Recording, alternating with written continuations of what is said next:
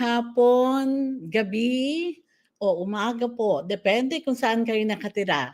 Hayaan niyo munang magbigay ako ng respeto sa mga naunang tao dito sa aming bansang Australia. Good afternoon, night, or evening, depending on where you are viewing this program in your part of the world. Let me first pay respect to our First Nations in Australia. In the spirit of reconciliation, the Australians for Philippine Human Rights Network acknowledges the traditional custodians of country throughout Australia and their connections to land, sea, and community. We pay our respect to their elders, past and present, and extend that respect to all Aboriginal and Torres Strait Islander peoples today. We pay respect to the continuing oldest culture in the world. I'm Melba Marginson, lead convener of APHRN, and I live in Melbourne, Australia. I am your moderator tonight. With me on the panel are Charlie Ocampo, Rani Abanilla, and Versi Tamblin. We are all Filipino Australians, so we speak both our Filipino languages and English in this program. Tonight, we will be speaking in English in respect of our guest speaker. However, some of us might slip into our native language occasionally to emphasize our messages, but we promise to translate what we say in English. Last Sunday, we had a very engaging program of Kwento Kwentuhan amongst Filipino Australians, sharing what we know about Palestine and why we should care about the Palestinian issue. We announced that we will have a special guest to enlighten us about Palestine, its people, and their struggling nation. So tonight, let me introduce Dr. Bernard Sabella. Hello. Hello. Dr. Sabella is the Palestinian head of the Middle East Council of Churches Department Melba. of Service to Palestinian refugees. He taught sociology and theology at the Bethlehem University and was a key resource person of the Palestine Israel Ecumenical Advocacy Forum. We will give Dr. Sabella some 10 to 15 minutes to talk about Palestine. And if any one of our panelists feel very strongly to say something, you can raise your hand. However, we would like to really focus our concentration on listening to Dr. Sabella. So welcome, Dr. Bernard Sabella. We look Thank you. forward. We look forward to telling you the story of Palestine and the Thank Palestinians. you. Thank you, Melba. Thank Melba, you. Thank let's you, allow- Charlie. Hang on, Let's allow- Charlie, interrupting. Let's allow Dr. Bernard to talk as long as he wants, and then we'll ask questions later. Thank you. It's okay. It's okay. No problem. No problem. You hear me well? Yes. Yes. Okay. I am a Palestinian Christian. And when you hear, whether in some parts of Australia, USA, even in the Philippines, when you hear someone say, I am a Palestinian and a Christian at the same time, you say, oh Lord, how come this person is a Palestinian Christian? Well, I have news for you. Because this is Palestine, is the land where Jesus Christ was born, and it is the land where Christianity spread. This is where it all started with Christianity. And Palestinian Christians, some of them say that we go back all the way to the time when the first church started in Jerusalem. Now, unfortunately, for some people,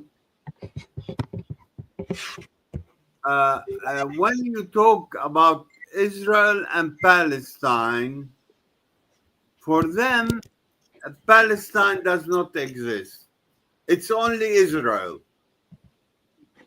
And they connect Israel to the biblical Israel. And for us here in Palestine, we say that our existence, our history, the way things were in the past, in the ancient past and now, point to the presence of Palestinians who were, first of all, Christians,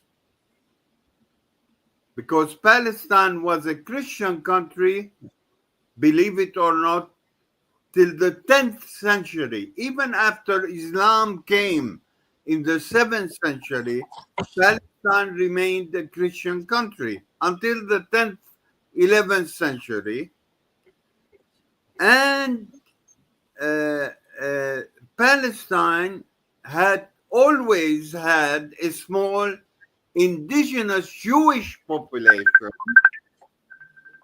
that lived side by side with other indigenous population of the land of Palestine. So the Jews, the Jewish community in Palestine was part of the overall Palestinian population, geography, and community. It was not something apart.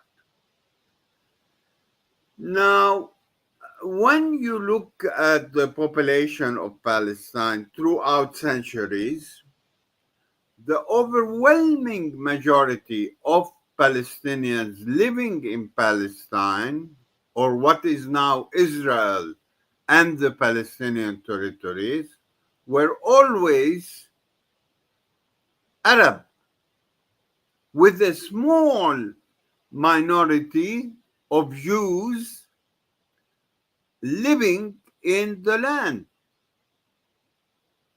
And relationships in general were fine between Jews and non-Jews. There was no major problem before. Now, in the beginning of the 20th century, you are talking about nationalism, the rise of nationalism. And on the Jewish side, you have the start of the Zionist movement, or Zionism, which wanted to convert all the land of Palestine into Israel. And there were some Zionists who used that to say there is no local people, no Palestinians. It's a land without a people for a people without a land, meaning that there are no local Arabs, Christians, Muslims, and therefore all the Jews of the world are entitled or should be entitled to come back to the land of Palestine. Now, the problem with this, on the one side, you had Zionism, on the other, which is a Jewish political narrative, nationalist narrative. And on the Palestinian side, you had Palestinian Arab nationalism. So you had two narratives of the land. One narrative that says Arabs never existed here, Palestinians never existed here, which is not correct. And the other narrative which said Jews were always part of Palestinian landscape and population. So the two together, Palestinian Arabs and Jews, should be able to live together. Now, the more extreme factions in politics said the contrary. It's only a land for Jews. And on the other hand, there were some who called for the land of Arabs only, and especially Muslims. So religion got mixed up with political ideologies. On the one hand, Zionism, on the other hand, Palestinian nationalism. And the two narratives, there are two narratives of the land. One narrative tries, even though it is not believing in the Bible, but it tries to link the land with the Bible. And for people in the West, in the Philippines, everywhere else, when they say, the Bible, then they believe in that. But the reality on the ground is not that simple. We are Palestinian Christians, for example, and we believe in the Bible, but present-day Israel is a political creation and not a biblical creation. And some people say, no. There is a connection between present-day Israel and ancient Israel.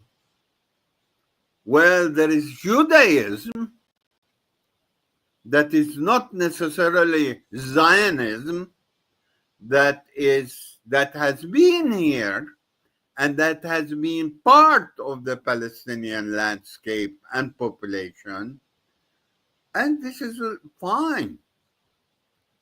So the question becomes, can you just do away with one population, the Palestinians, and say all this small land should be only to Jews? If you say that, then you are in a sense denying the reality that we have lived on this land for centuries. Our parents, grandparents, great-grandparents were always on this land. So why should we be thrown out? Are we an indigenous people? Can they get rid of us? And then the word of God is activated, happens? Well, for us Palestinian Christians, the word of God calls not simply for compassion, but also for staying away from narratives that exclude others, that say others are not important. And therefore, what we seek is a way to find justice and to bring both Palestinians and Israelis to live side by side. You cannot replace people. Melba started this discussion or this event with talking about the Australian indigenous people. And so you cannot simply say the indigenous people do not belong, not in Australia, not in Palestine. So you need to find a way to reconcile. You need to find a way to respect the rights of indigenous people and not simply say, these are nobody. They shouldn't be here. They should listen to what we tell them, and that's it. And if we tell them leave, they have to leave. If we tell them get out, they have to get out. Now, what makes us really, especially now, what makes me personally sad is what is happening in the Gaza Strip. What is happening in the Gaza Strip at the moment is a complete destruction, desolation of everything in the Gaza Strip. Yes, Hamas made a very criminal, bad judgment on October 7th, 2023. It was horrible what they did, and I say it without reservation. It was unacceptable. It was so unacceptable that the whole world gave sympathy to Israel and to the Israelis who suffered. But look what happened afterwards. You have close to 63,000 people killed, many of them children and women,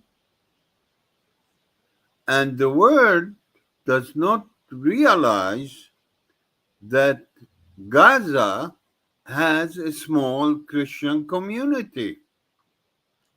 And they are living nowadays, 500 of them, living nowadays in the Roman Catholic and Greek Orthodox churches in Gaza.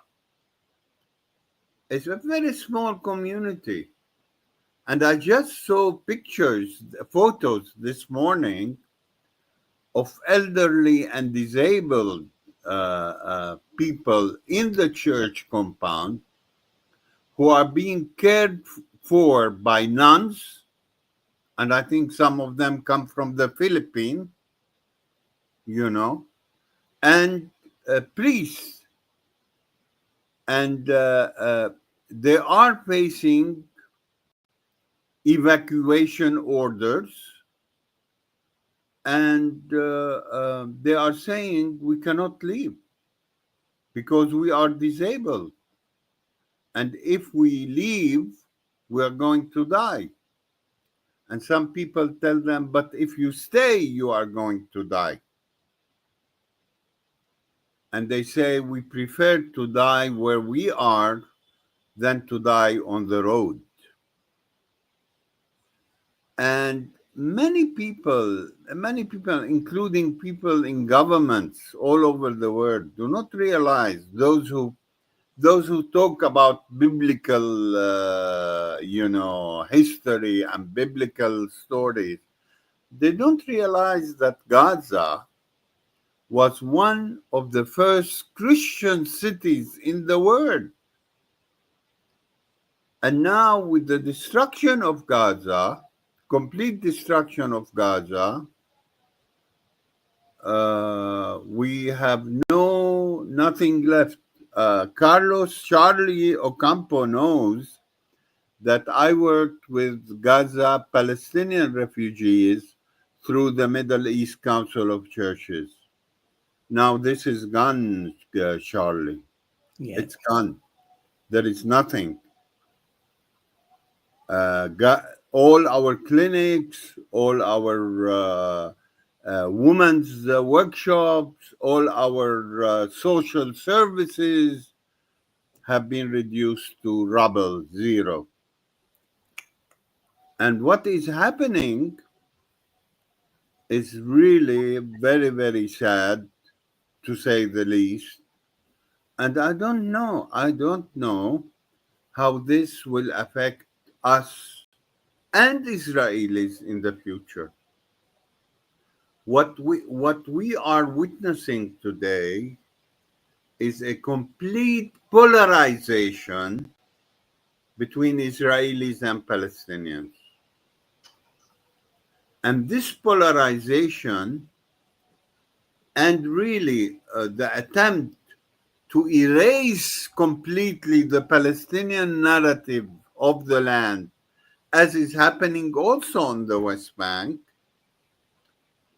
is going to affect badly not only Palestinians, but also the attempt to find light and at the end of the tunnel, and to get both Palestinians and Israelis uh, and to allow both Palestinians and Israelis to live side by side in peace. Now, to end, I have to say that what is now worrying us and concerning us is that with the eventual declaration of France and other countries, European countries especially, to recognize a Palestinian state, so that there will be a future for the two people to live side by side, not to get the Israelis out, not to get the Palestinians out, but for our two peoples to learn how to live in peace and not violence and war with each other. There is now the danger that some Israeli politicians will take measures, dramatic measures, in which the West Bank will be annexed to Israel, That's right. and also the attempt will be that Palestinians in the West Bank are not entitled to be there. They should go to Jordan, they should go somewhere else. So I think that what some politicians, unfortunately also in Washington, are thinking is not going to help, not Israelis and not Palestinians. And the conflict, I am very, very much afraid, will go on and on and on, to the detriment of our two peoples, our children, grandchildren, and great grandchildren. Finally, I would say that we in the Palestinian Christian community, I go to church every Sunday, actually every Saturday evening with my wife Mary, and we always pray for peace. We always pray that the Christian compassion taught to us by Jesus Christ will be the way forward in this troubled land. And you in Australia, in the Philippines, and everywhere else can help both Palestinians and Israelis to come to terms with each other and not against each other, because against each other means there will never be peace in this part of the world. And as Christians, believing Christians, we pray for peace. We pray for our enemies. We pray for our friends. We pray for our families. And we hope for better days to come in this troubled land. Thank you very much.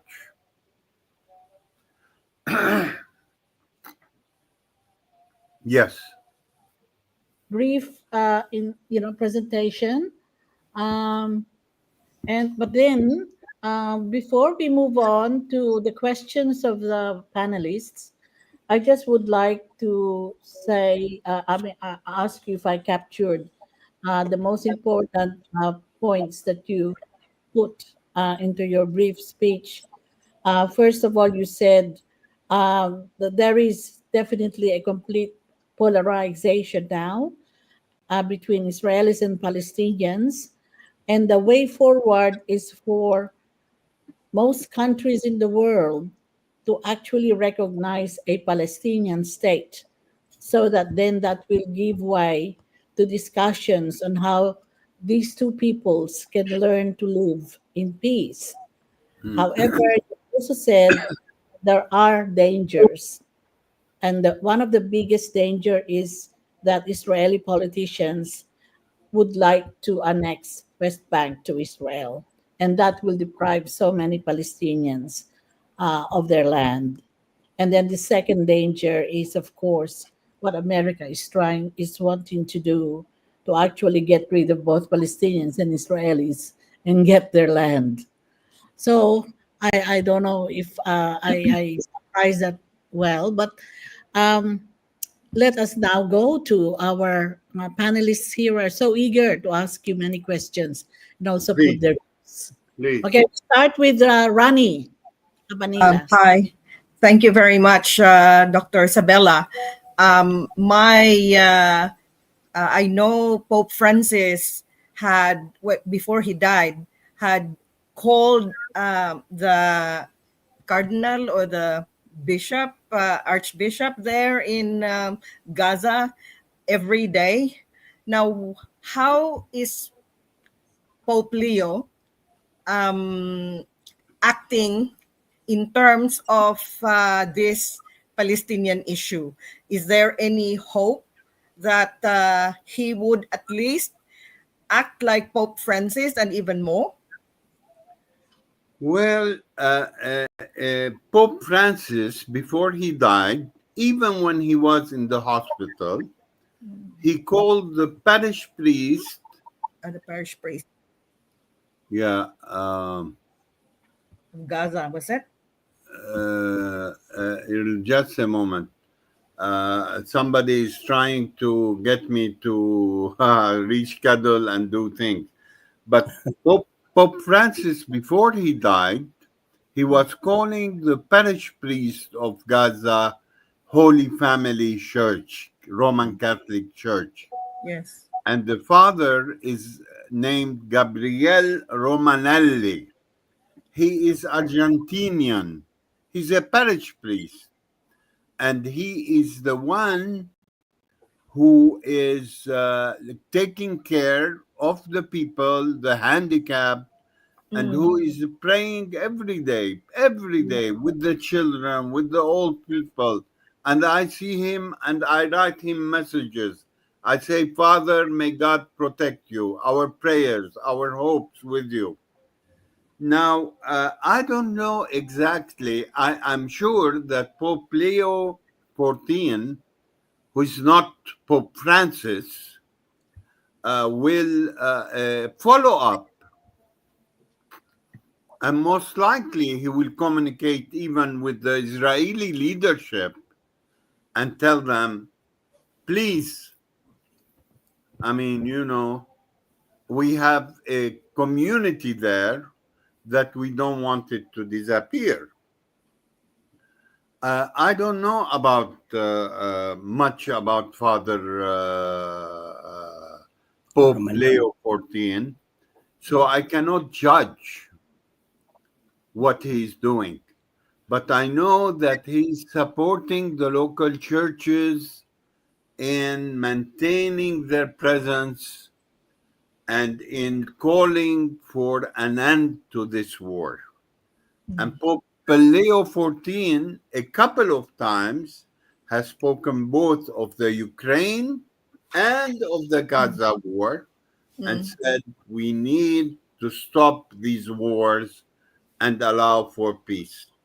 So I hope the Augustinian message of peace and reconciliation Yeah. will drive Pope Leo XIV also to continue on the same track as Pope Francis. Yes. Versi? Yep. Good evening, Dr. Sabella. My name is Versi Tamblin. Now, there was a sense of frustration from your voice when you were describing the ongoing struggle of the Palestinians against the Israeli people and government. Now, in July of this year, Faisal bin Farham Al Saud of Saudi Arabia, who's a foreign minister, and Jean Noel Barrot opened a 3-day conference at the United Nations, and the main goal of it is to recognize Palestinian statehood as part of a peaceful settlement to end a war in Gaza. In July of this year as well, there was actually an international conference on the two-state solution, which was held in New York at the United Nations, again to address disarmament of Hamas, governance reform, refugee returns, and post-war planning. In Bogota, they had a summit as well in July of 2025, organized by the Hague Group, involving 32 nations, and yielded concrete steps against alleged war crimes in Gaza. Now, my question is this. If you look at all these angles and all these countries coming together, trying to form a solution to solve the problem in that part of the world, why is it that it seems that there is what they call heart? What is the heart of the paralysis? It's like everything is paralyzed in the Israeli and Palestinian crisis. Despite the diplomatic efforts, humanitarian efforts, and global outreach, nothing is happening. What do you think is the root cause of that? Well, thank you very much, Versi, for the question and comment. My own reflection on this is that the problem today is there are some in Israel among politicians who think it is the right moment to really take over the whole of Palestine and Israel. And by doing this, they are hoping that the world will stop, will look, but will not do anything.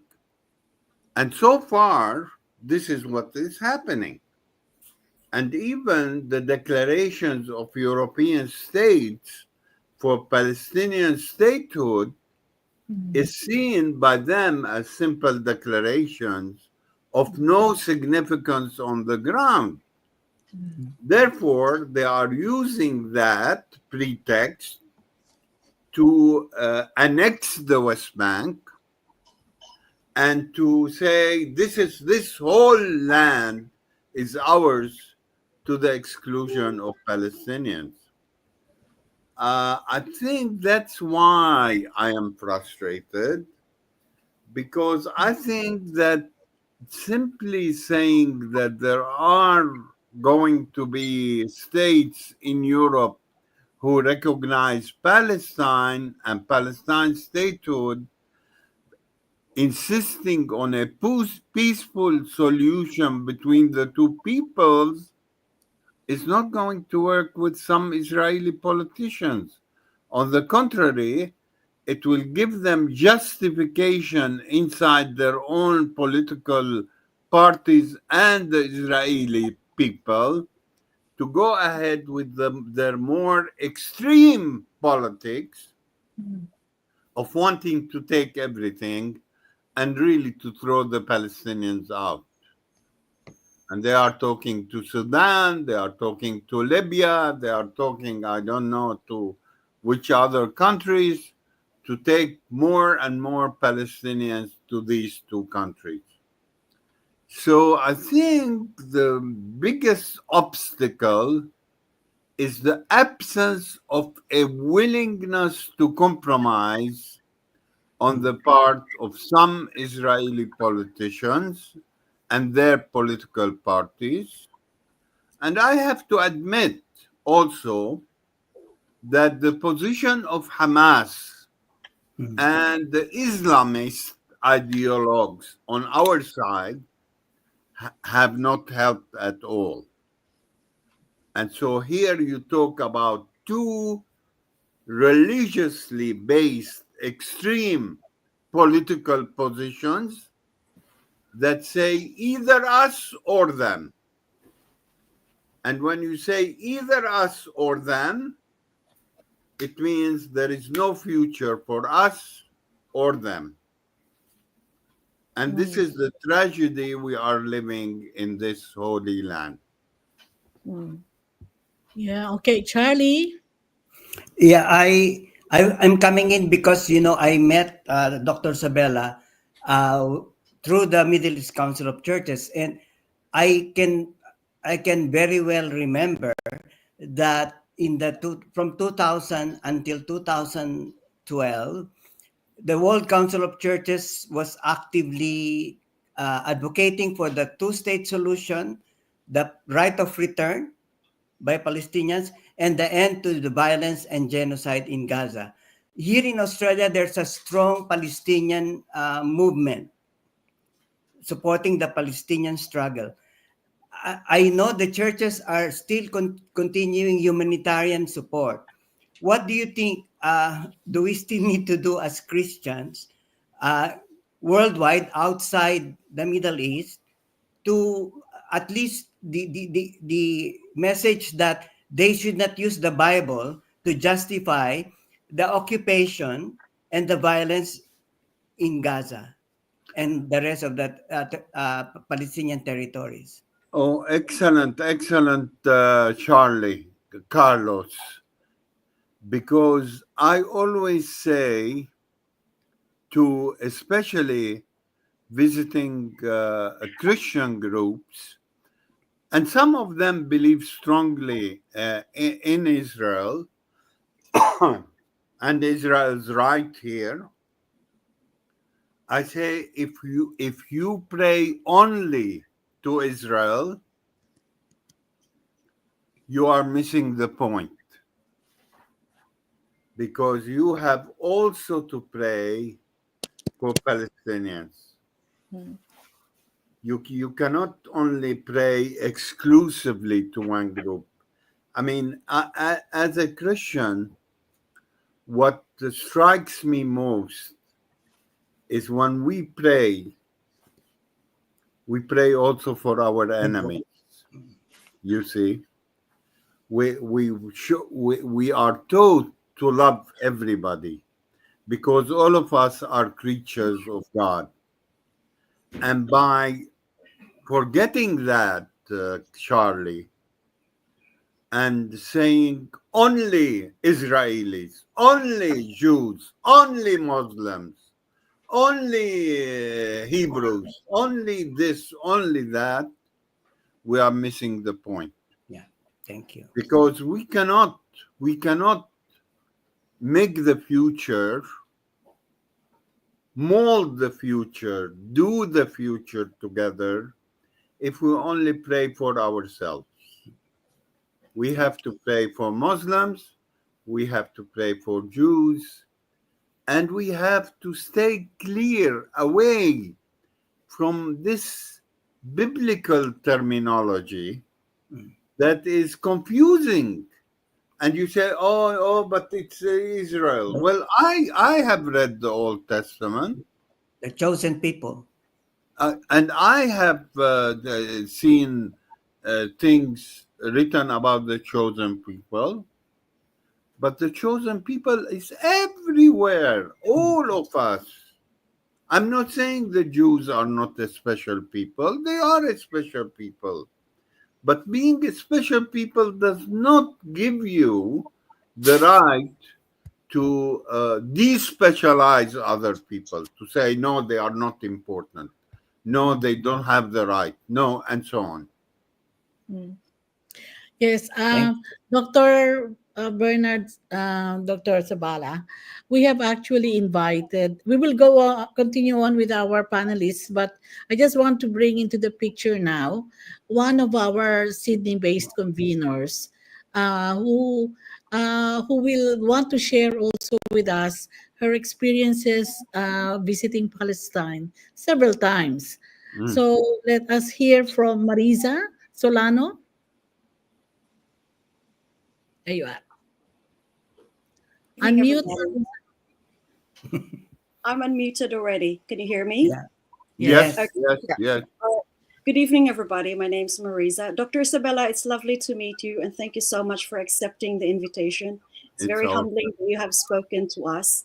it's my I've pleasure. only been to Palestine once, but I did stay for almost 4 weeks. So Oh, I had for almost 4 weeks. So I had a very good look at the Palestinian life. Yeah. So and I say this to people who goes to Palestine for, or goes to Israel or the Holy Land for a pilgrimage, that what you see as a pilgrim going to the Holy Land is a well orchestrated, well curated view of the Holy Land. It is not how the Palestinians live, because I actually stayed with my former in-laws in one of the camps in Nablus. So for those who are not familiar where Nablus is, think of the Good It's in the web. Samaritan, the story of the Good Samaritan, Jacob's well. That's where Nablus is. So in Nablus, there are four camps. Camps are the original United Nations refugee camps that where the Palestinians who were displaced during the 1948 occupation and further on, and they have lived there since then. And it's generations of families who are living in the camps, so to speak. My experience going to living in or staying in Palestine, I should say, is that there's clearly an apartheid there. There's one rule for Israelis, and there's one rule for everyone else. Yeah, so for Palestinians and everyone else. I went inside through the Northern Bridge, so I think that's called the King Hussein Bridge, Dr. Sabella, Yeah. or the Urbid, yeah. And I think I was questioned for nearly 4 or 5 hours before I was allowed through. And then what really struck me the most, we lost him. What really struck me the most in that experience was that on approaching Nablus, we had to get off the car 500 meters away from the checkpoint,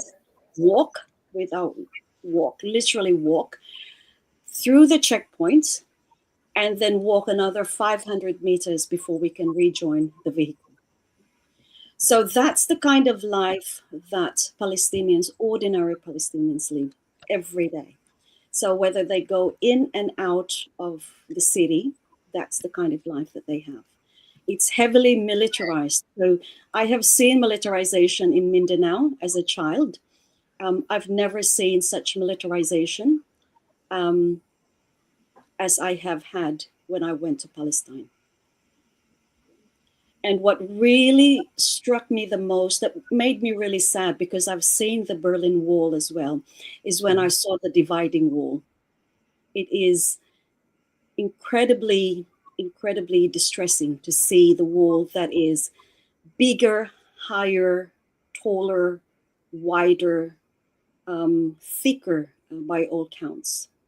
And that this was when we went on Christmas of 2007, Christmas Eve of 2007, to Bethlehem, to spend Christmas in Bethlehem. And our hotel actually was right next to the dividing wall. It was horrendous. It was horrendous actually looking at that. We couldn't get inside Jerusalem, for example, because my ex-husband couldn't get in. We couldn't pass through. We can go through East Jerusalem, but not to the west. So these are the things that was clearly different. There are vehicles that the vehicles have different plate numbers. Dr. Isabella, the plate numbers there is different for Israelis and different for Palestinians, correct? It's still Yes. still the case. Well, actually, if you have a Palestinian license plate, you cannot drive on most Israeli Most highways. roads, correct. No. Most Israeli highways. And you Yes. need a special permission to get into Jerusalem or other Israeli cities with a Palestinian license plate. Correct. So that was the experience that I found out later, that my former father-in-law and his brother had to seek a permission in order to pick me up from the King Hussein Bridge, from the bridge where I was crossing from Amman. And that in itself is just like, how could you, there's restriction of travel is kind of like unheard of for us in Australia, but that is their life there. You cannot just go somewhere. Like for us to travel from Nablus to Tulkarem, for example, I cannot remember. I think there were 2 or 3 checkpoints that we had to go through.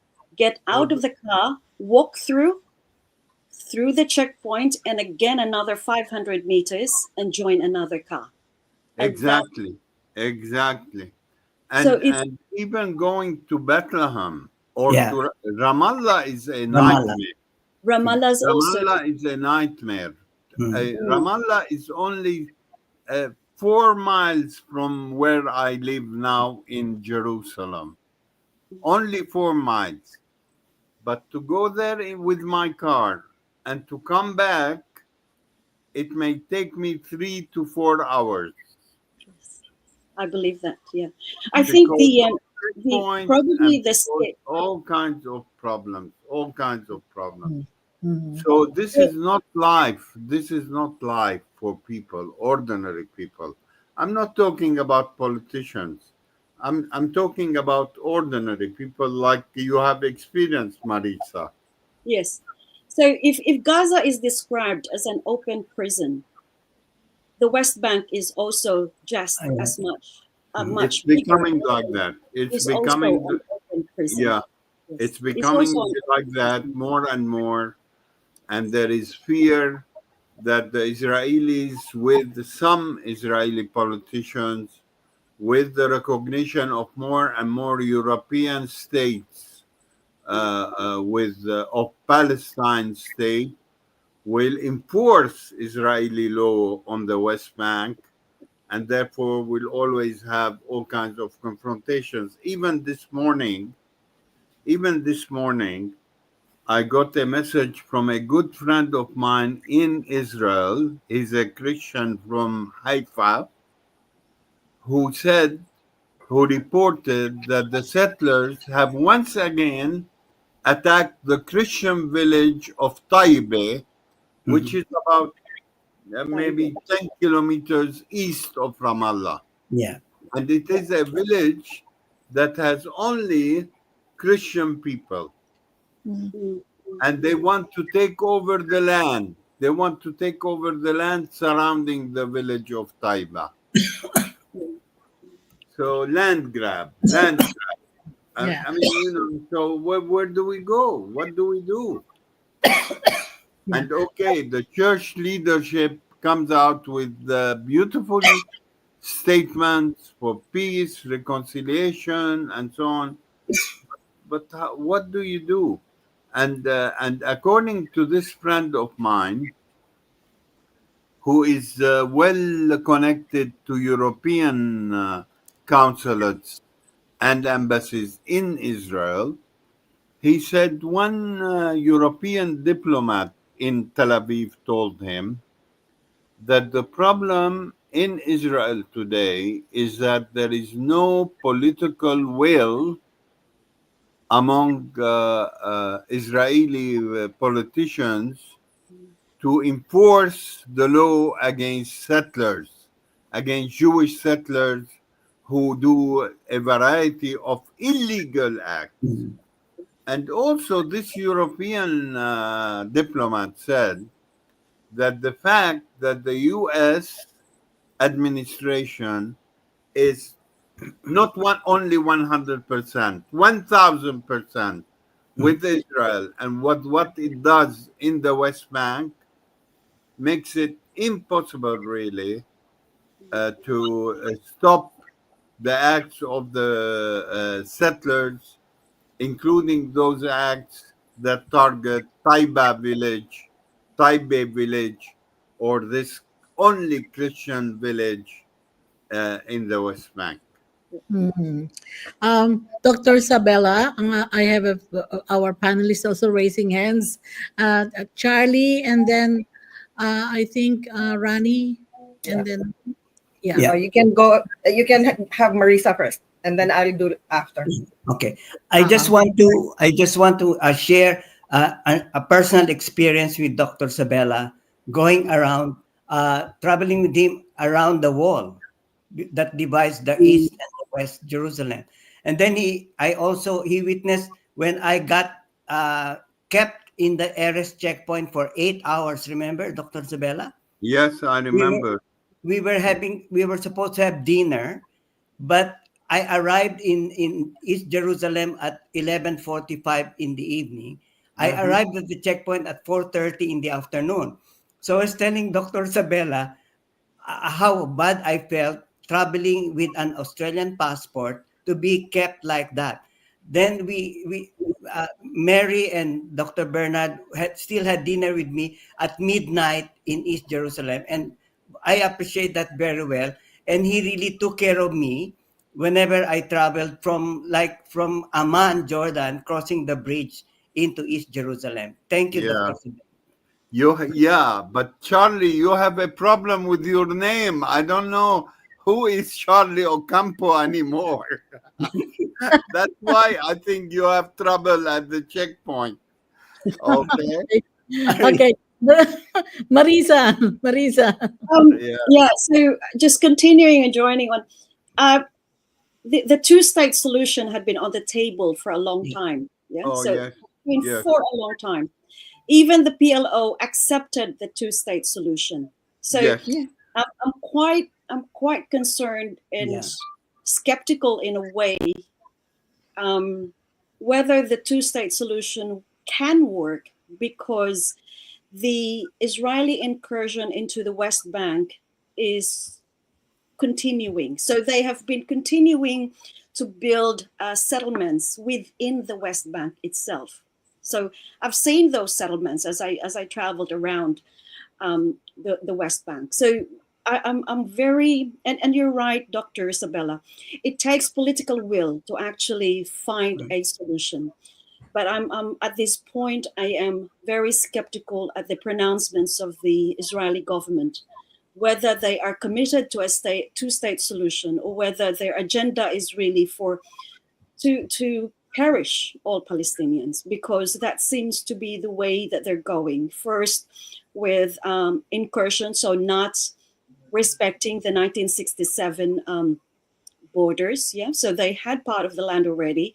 The 1967 borders were not respected, and then they continue on to build settlements, despite Yeah. being criticized and critiqued Yeah. by international Yeah. um, Yeah. Okay. So Marisa, well, very well said. Very well said. I have no additional comment. yeah. It's a tragic situation where I think, whereas some Israeli politicians think that what they are doing and pushing for is good for Israelis, I personally and other people as well think that in the long run, this is not good for Israelis, not good for Palestinians, not good for anyone. Mm. So, Okay. Let's. Rani, you have a question too. Hi, Dr. Sabella. yeah, I have been thinking about what would be in the mindset of Israelis and Palestinians. Um, Having gone through Holocaust, for example, I yes, can't understand why they are doing the same thing to Palestinians. Genocide is what the Israeli government is doing against Palestinians. And basically, the survivors of Holocaust would have seen how that is also happening in Palestine. But my second question is, with the fact of these things being so political, what are there political movements both within Palestine and Israel that will explain to the people, or I don't know, uh, provide some unity of mind to mm, accept mm, peace between Palestine and Israel, and perhaps create this two-state solution so that they will have their own uh, sovereignty, um, and be able to preserve their culture and have their own rights, and so on. And mm, I have seen how the people have embraced Hamas. They elected Hamas. So there must That's be people empathizing with what Hamas is trying to do. Now, I was wondering, because Hamas is so uh, brutal, um, you know, in many ways, it will not amount to peace if it's always like that.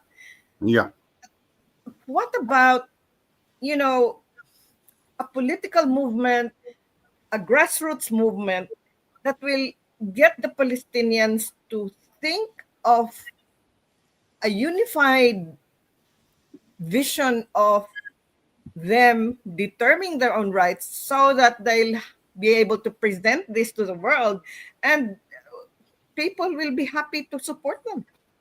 There are no leaders yeah, in among the Palestinians who could like match the way Hamas has gotten yeah. the support of the people. Is there any hope for any political movement that would at least put together a vision for a state for Palestine that could be presented to the world and be able to negotiate this with Israel?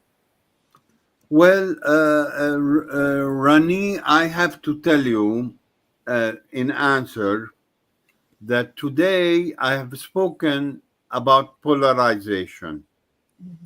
So I think the overwhelming majority of Israelis support what the Israeli government does. Okay. Yeah.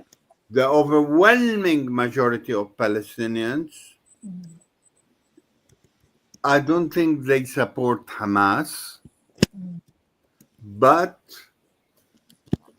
they are not at this stage willing to connect with Israelis. I'm telling it to you as it is, Mm, mm, mm, not as wishful thinking. I wish it was different. mm, Now there are some peace groups mm, both within Israeli society mm, mm, and also Palestinian society mm, mm, that today work for peace. mm, But unfortunately, given this global polarization, between Israelis and Palestinians, these remain only very weak groups that do not make a difference.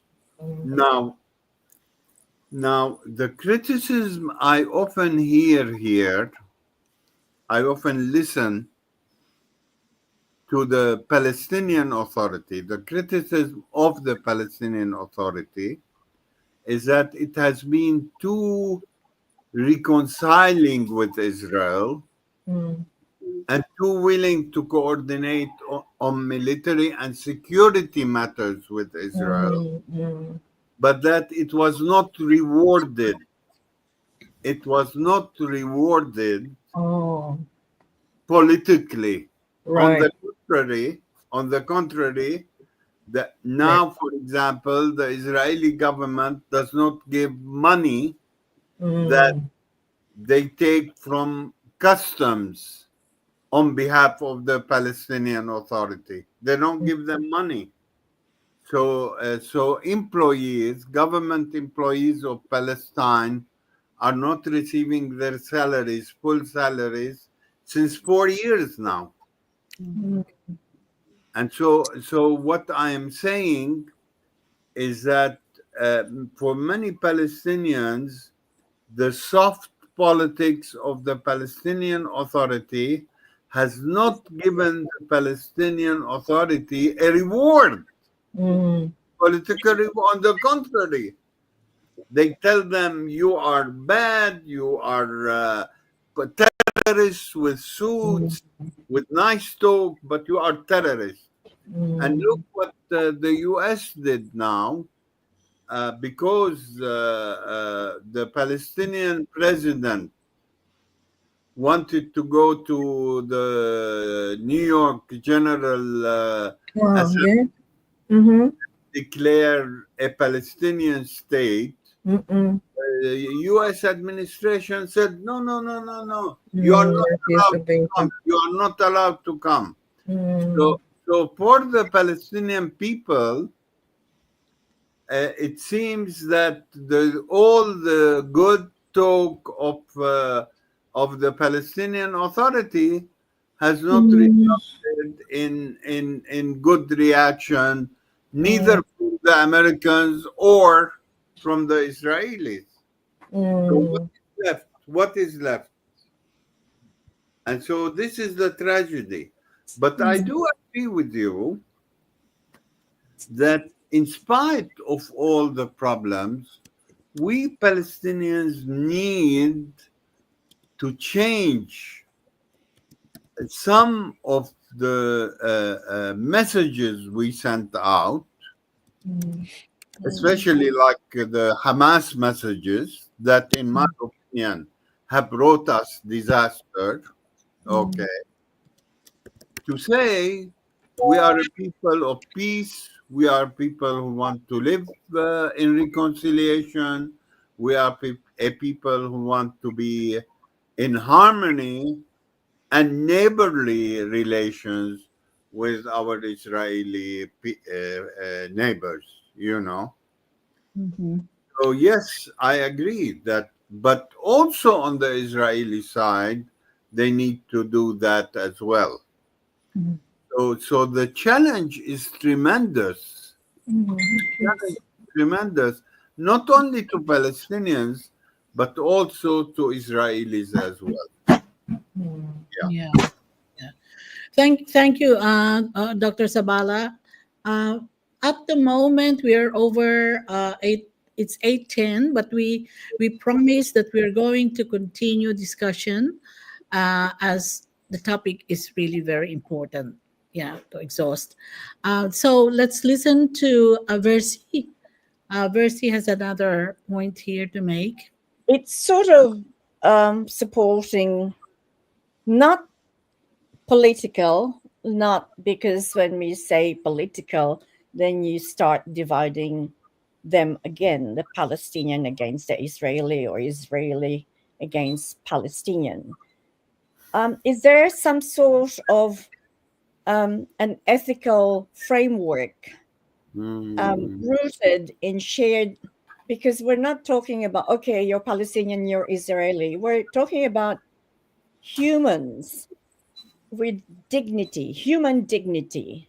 Is there anything that could help transcend that, transcends nationalism or nationals or whatever it is, Well, religious and well, cultural boundaries, putting you them. know, yeah. Okay, go ahead. Go ahead, please. No, that's it, Dr. Sabella. No, well, basically, I mean, religious people from Judaism, Christianity, and Islam attempted a couple of times to bring that kind of ethical, moral, religious, reconciliating message to both peoples. But we are not South Africa, where the church played a major role in the transformation of the apartheid regime. Mhm. Ah, We remain limited. That's one problem. And another problem is that religious personalities, with all due respect to them, cannot escape their own political context. mm, So when there are attacks by Palestinians, you don't often hear Christian leaders or Muslim leaders condemning these attacks, and the same on the Israeli side. I mean, I have on this Gaza war, there have been some rabbis who stood up and said this is wrong. mm, You know, and I say there have been also some Muslim and Christian voices that are saying the conflict itself is wrong, and I agree with you that politics has destroyed the dream of living together. mm, mm. And so we have to find another way. But is it possible now amidst this polarization? Mm. We're, So we're it's actually, very painful moment at Mm. time, and we only hope and pray that somehow we'll find a way out. Mm. Mm. mm, um, Yeah, it's, Marisa, go ahead. Lisa, Yeah. go Um, ahead. this is a rejoinder to Rane's earlier question about grassroots organizing, in order to achieve peace. But at the same time, I was thinking here whether that in itself is even realistic when your Mm. moderate forces or your political activists are either in prison or are dead. Mm. And Yes. I say that because, for example, one of the documentary makers of No Other Land is an Oscar winner. Yeah, I Um, saw that. I saw that film. yeah. Yeah. One of them filmmakers, he's a teacher with a family, 3 kids. He was killed by a settler in his That, village who that's wanted to right. take over their land. So That's right. you kind of like wonder the willingness of the occupier to come to the table and talk. Marwan Barghouti comes to mind as well because Hmm. Hmm. he could be a moderate force and who has accepted the 2-state solution, but he is in prison. So you have the Palestinian Authority who has very soft politics towards Israel, and then the extreme end is Hamas, and there needs to be a middle ground, but that middle ground is either dead or in prison. Mm. Mm. Mm. So it's a conundrum. It's a conundrum, and it's quite a very difficult situation for Yeah. Palestine, I think. Marisa, Yeah. can I just ask, could it be that because people see the Palestinians divided, that's the reason why they're not gathering any strong support? Exactly. Would that Yeah. be Exactly. That's a very good point. Very Yeah. good point. Mm. That One is Hamas and the other is actually, Yeah. actually, PLA. yeah. If you allow me one when Hamas did the horrible October 7 attack, some Israeli voices came out and said, Mr. Prime Minister, you have allowed money to go into Gaza and the money has been used by Hamas, okay, for their military purposes. And you said to European visitors, these are Israelis who have told the Prime Minister, and you have used the decision to pass money to Hamas as a way to keep the Palestinians divided. Gaza for Hamas, Hamas for Gaza, and the West Bank for the Palestinian Authority or Fatah, Yeah, and Fatah. therefore they are divided, and that would prevent the establishment of a Palestinian state. Yeah. But now that is not what they are saying. Now what they are saying is, in order to prevent the establishment of a Palestinian state, not only you destroy the whole of Gaza and kick out the people from Gaza, but you take over also the West Bank, and instead of the Palestinian Authority, you try to get people who would obey you, Palestinians who would obey you 100%, and you pay them for that. So please do whatever you want, but pay us and let us be happy. Oh my God! So we have a So, serious problem. yeah. So, Dr. Salaba, Sabella, Sabella, I'll read a question there from one of the listeners. Israel claims that the biggest factor in the present convoluted Convoluted. Yeah. Israeli Palestinian is the Hamas. So, do you think the elimination of Hamas will solve the problem? If there is a good question, Arnold, but if there is no will in Washington and in Tel Aviv to work out a political solution the day after Gaza, then you are going to have a problem. And eliminating Hamas, the political power of Hamas and the military power of Hamas, is not enough. Is not enough. And this is not what I say. This is also what Israeli politicians, analysts, some Israeli politicians and analysts say. So thinking about the day after means also how to reconcile the positions of both Palestinians and Israelis, and not simply eliminating Hamas. Okay. Okay. Marisa and then Versi. Yeah, I agree with that because what's going on right now in the Palestinian-Israeli issue reminds me, has a parallel to our own history as a colonized country, the Philippines. We were a colony for 400 years, Dr. Isabella, and divide and rule was actually used as a tactic against us. And I think that is exactly what's to a huge degree is what's being used against the Palestinians. The big difference now is that it's out in the open.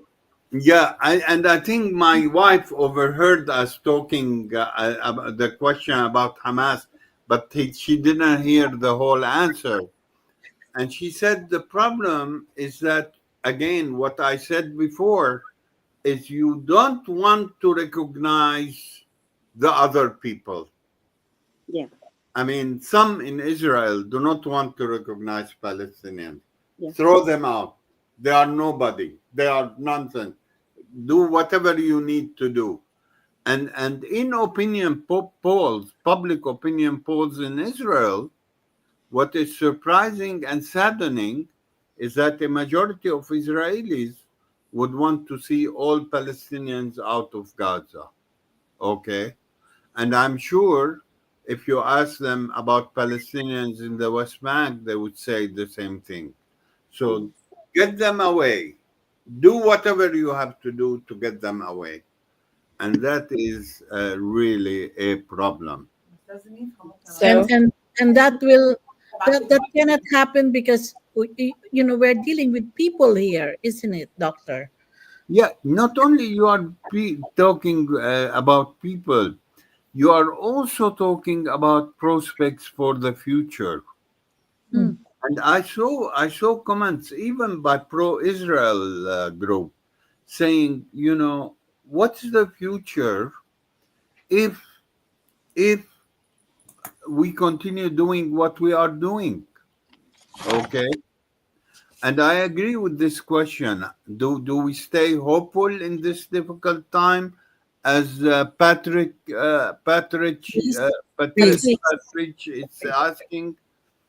It's sometimes it's very difficult to stay hopeful. So many people have opted to just say, I'm not going to listen, I'm not going to see it, and I am so distressed that I cannot do anything to help with Wow.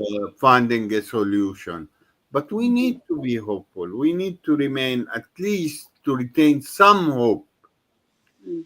And this group, like this discussion, is reason for hope, because people want to listen. It's not simply I want to bless Israel, biblical Israel, but you have to bless also Muslims and Christians living here. You have to bless the whole population. And if you get stuck with biblical Israel, then you are getting stuck with no future for both Israelis and Palestinians.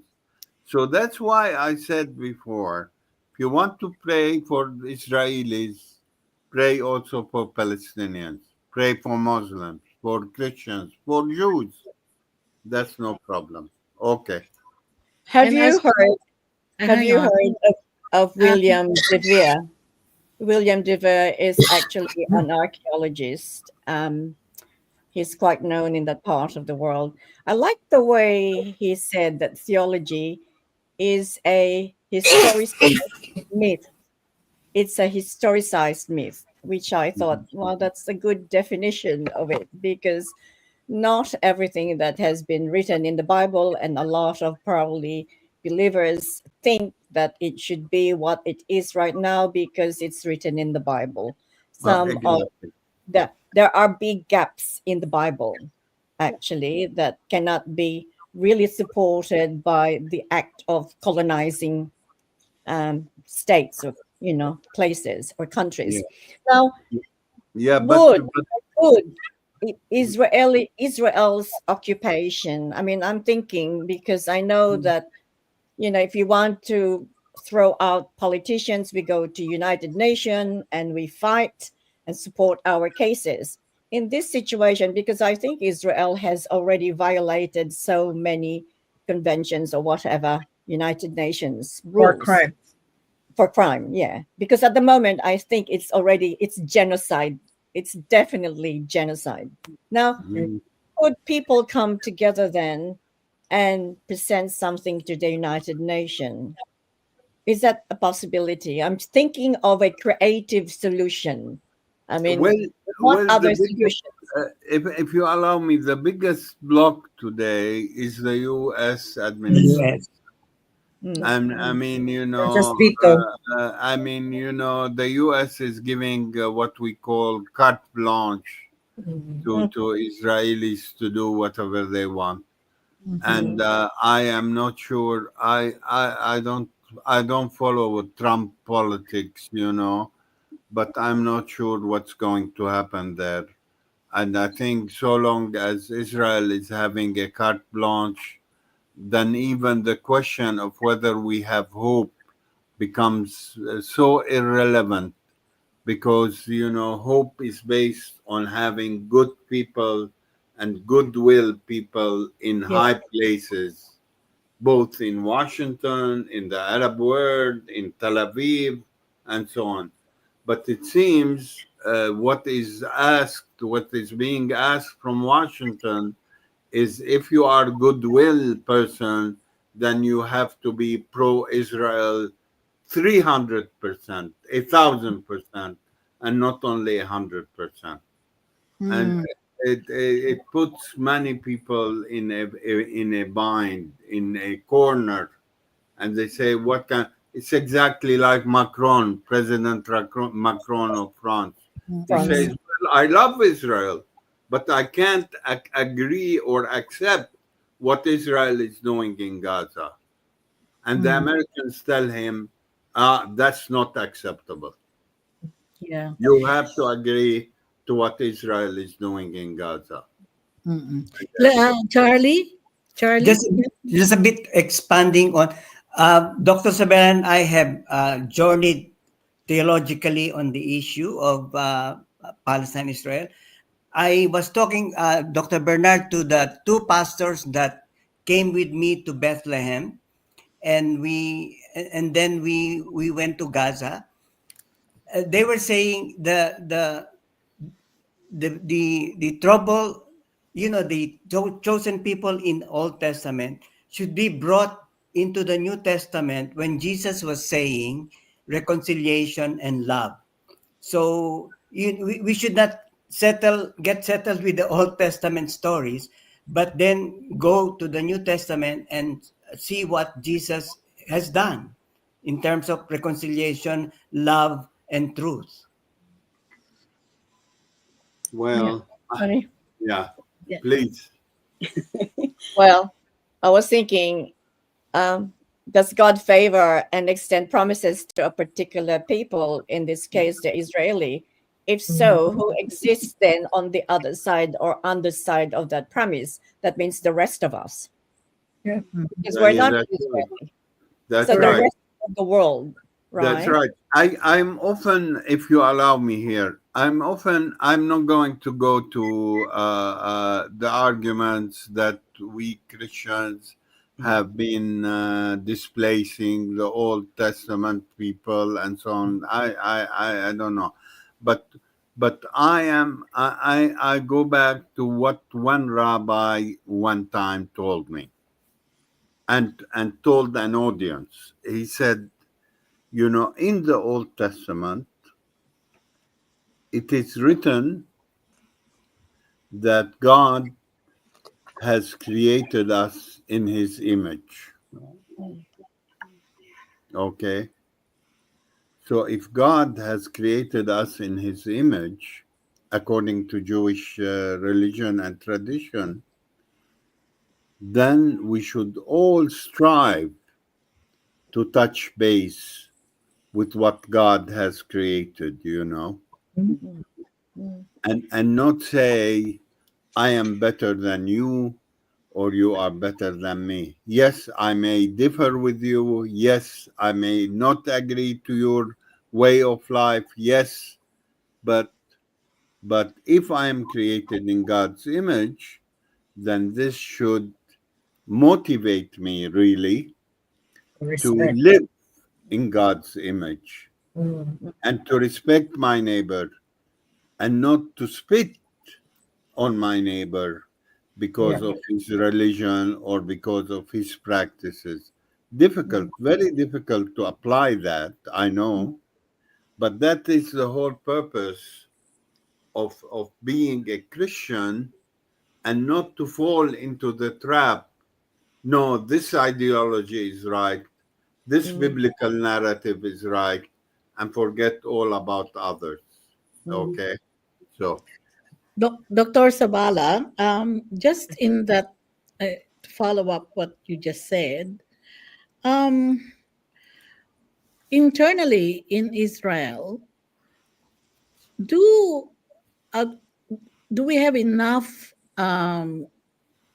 Jewish people there who actually um, believe in the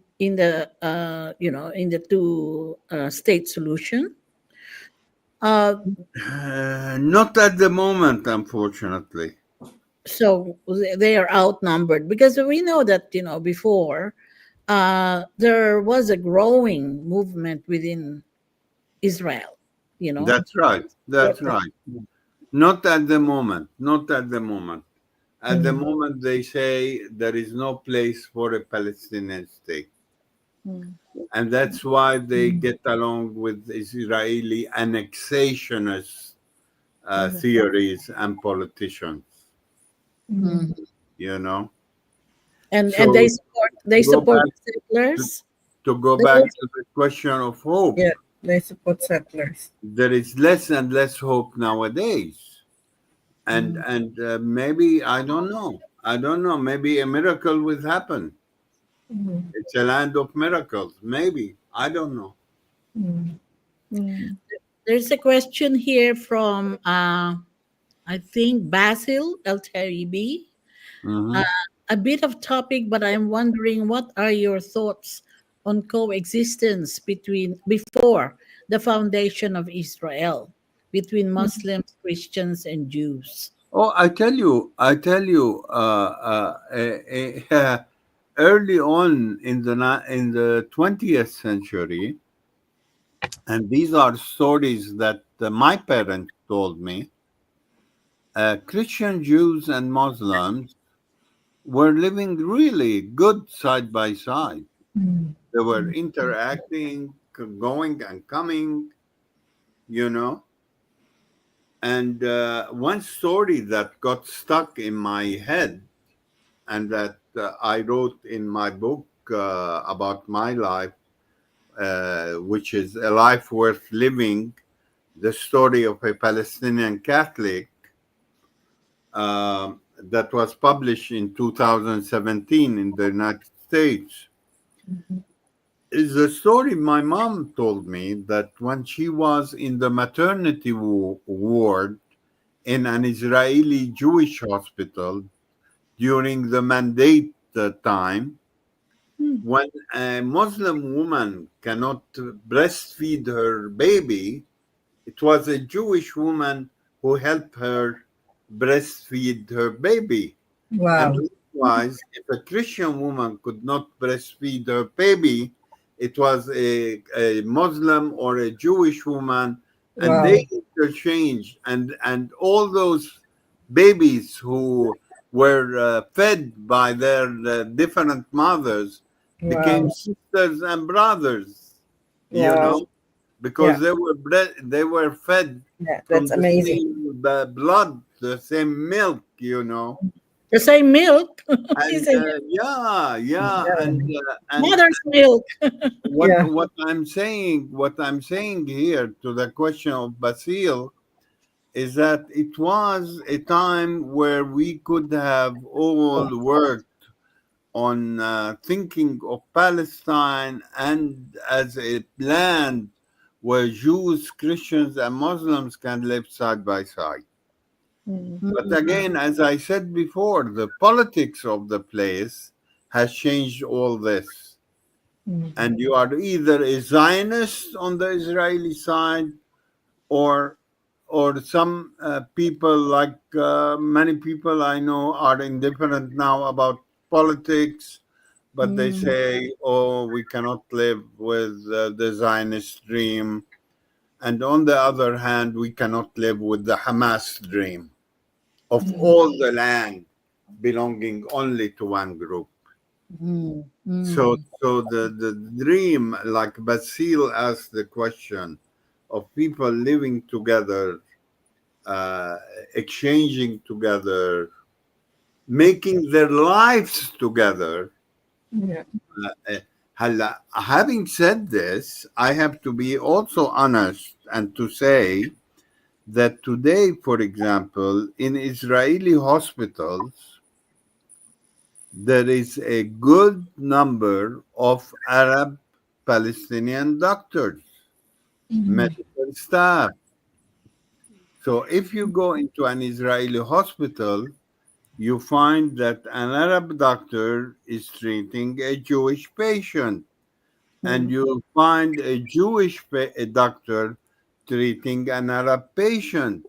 Mm. mm, And according to a friend of mine who said that this is democracy, this is really coexistence, but I don't like to go to a hospital.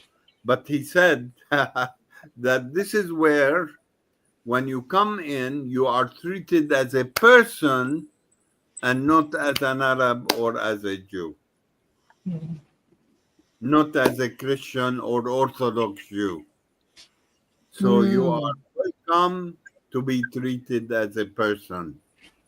Uh, can we learn from the hospital setting, even though there also there are sensitivities, but can we learn from the hospital setting that we can really respect each other as people and That's accept right. each other as people Yeah.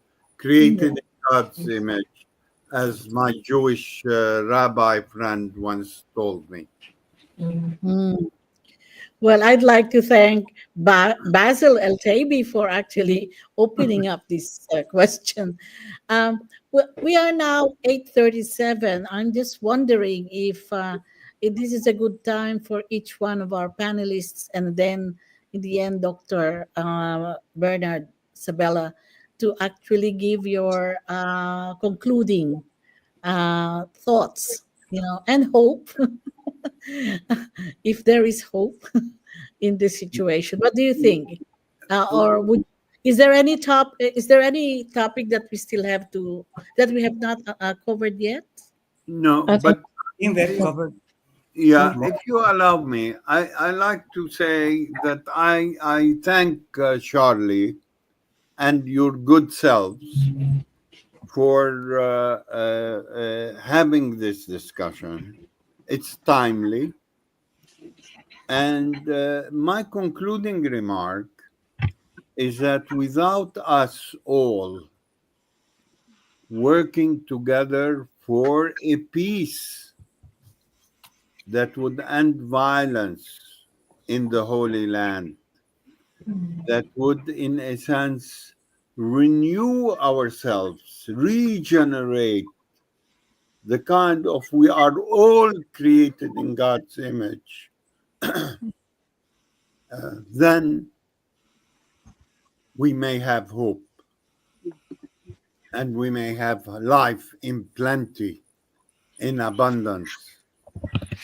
And the fact that you have gathered here, we have gathered here with you for over 1.5 hours, is an indication that there are people of goodwill all across the world, and that we should learn how to pray for each other and not to exclude in our mindsets others who have their own life experiences, Hmm.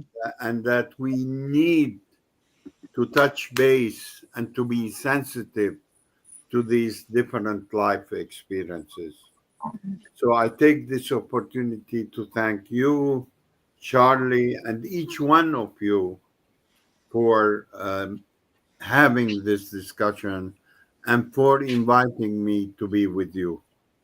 Thank you very much. Thank you, Dr. Thank Bernard. you. And Thank with you. Thank you very much. Yeah. what you have said, I actually would like to use that as a question to our panelists here. What do you think? We have started the conversation to touch base through inviting Dr. Bernard. What do you think can we do here in Australia, to uh, further the work for peace in the Holy Land? So, should we start with Rani? Yeah.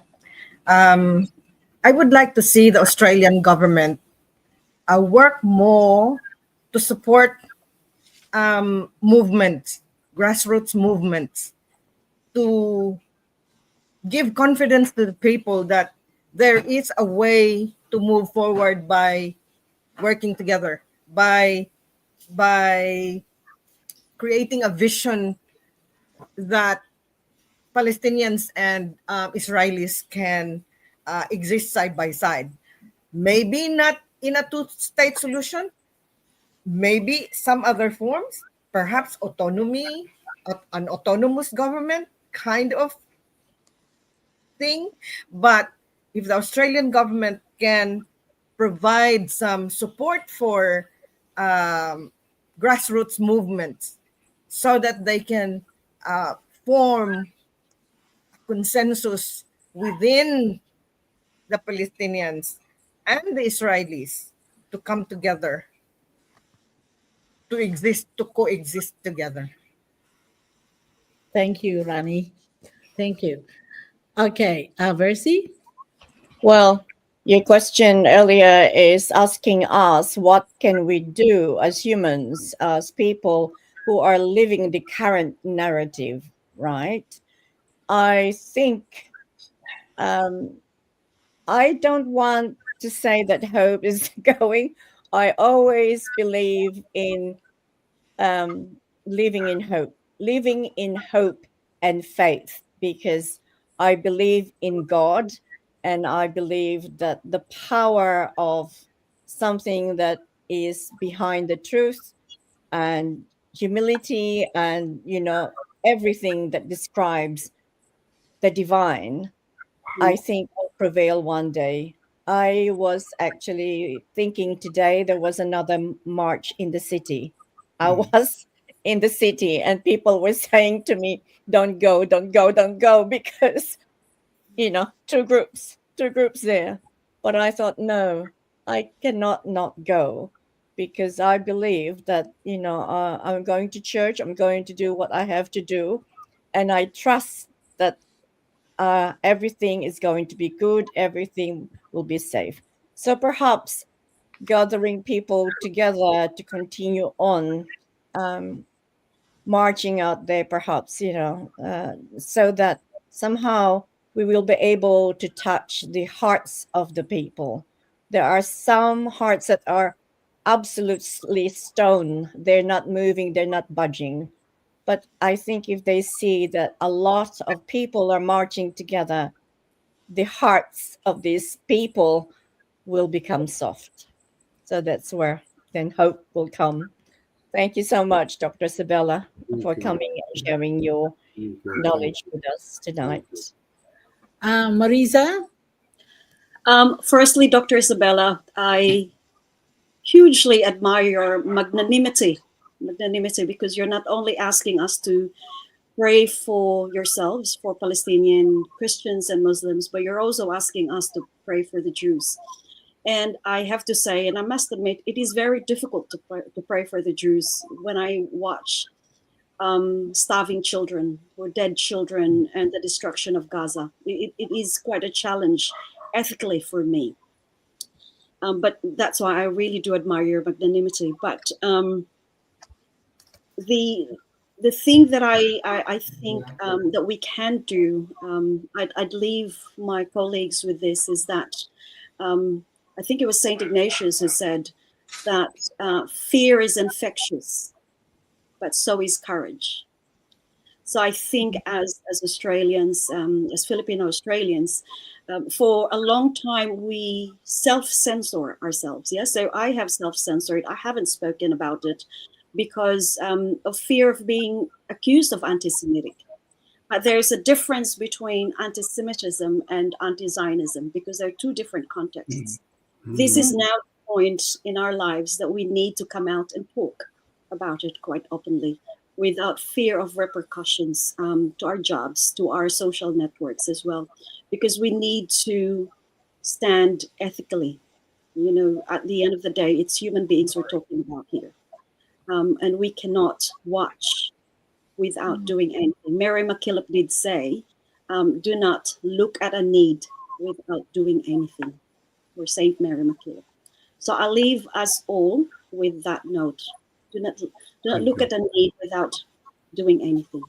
And thank you again, Dr. Isabella. Thank you. Charlie? And of course, I would always remember how the Sabella family took care of me, and I will continue to work. I can see that the churches in Australia, Dr. Sabella, will continue supporting the Palestinian struggle. And particularly I can help through the Uniting Church. And then maybe if you have some initiatives through the Middle East Council of Churches and the World Council of Churches, I can still be a part of that, Dr. Sabella. Thank you for accepting me as a member of your family. I treasure that very well. Thank you. Thank you. Thank you all. Thank you And very much, Dr. Sabella. It was very enlightening, inspiring, despite the lack of hope. Yes. as for me, Dr. Sabella, being the moderator, I want to say something as well. Before I do that, I'd like to thank our technical volunteer. Uh, she's a millennial, Patricia Penas Ocampo, a young mother who is also a staunch Catholic. And thank you so much, Patricia, for helping us with this very interesting and challenging forum tonight. And I'd like to thank our viewers, of course. And for me, as my last point here, I think as Australians for Philippine Human Rights Network, we should definitely have to go out there in the field. Many Australians are marching almost every week, in fact, no, um, pushing our government, to help, in finding peace, for our Palestinian brothers and sisters. So I think we have to go there, out there, and join them, and at the same time get others, to do so. And then also, in order to be able to get other Filipinos to do so and join us in this fight, we should find the connections from our Filipino experiences of colonization, of authoritarianism. We have so much also in our history that we can connect with what's happening to our brothers and sisters in Palestine. So, yeah, on that note, I think I'd like to thank again Dr. Bernard Sabala and the others, the other panelists, for having a very, very worthwhile forum tonight. So, thanks Thank you. again. Thank you. Thank you Bye-bye. very much. Bye-bye. Bye-bye. Bye-bye. Bye. Thank you.